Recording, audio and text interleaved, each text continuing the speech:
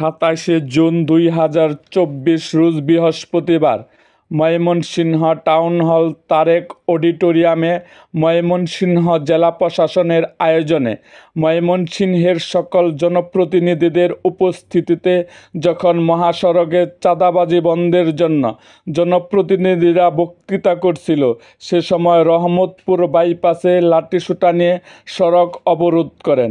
এই সড়ক অবরোধের কারণ 4 জন শ্রমিককে র্যাব আটক করে নিয়ে গেছে।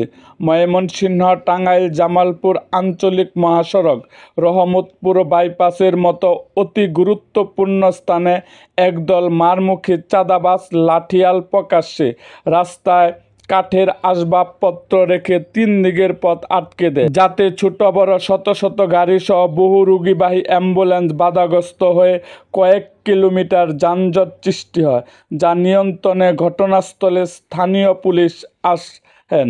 তারা তাদের নেতার নির্দেশে পথ আটকেছে বলে জানান। পথচারীদের চাঁদাবাজদের তাণ্ডব উপভোগ করা ছাড়া কিছুই করার ছিল না। চাঁদাবাজদের ভাষ্য, র্যাপিড অ্যাকশন ব্যাটালিয়ন র্যাব এজন্য দায়ী। ওই বিশেষ বাহিনী তাদের 4 জন চাঁদাবাজকে এখান থেকে সহ বিভিন্ন স্পট হতে আরও অনেককেই ধরে নিয়ে গেছে। চাঁদাবাজদের দাবি আটককৃত তাদের লোকজনদের মুক্তি। দায়ী র্যাপিড অ্যাকশন ব্যাটালিয়ন র্যাব সদস্যদের বিচার হলেই নাকি তারা রাজপথ হতে তাদের অবরোধ তুলে নেবে।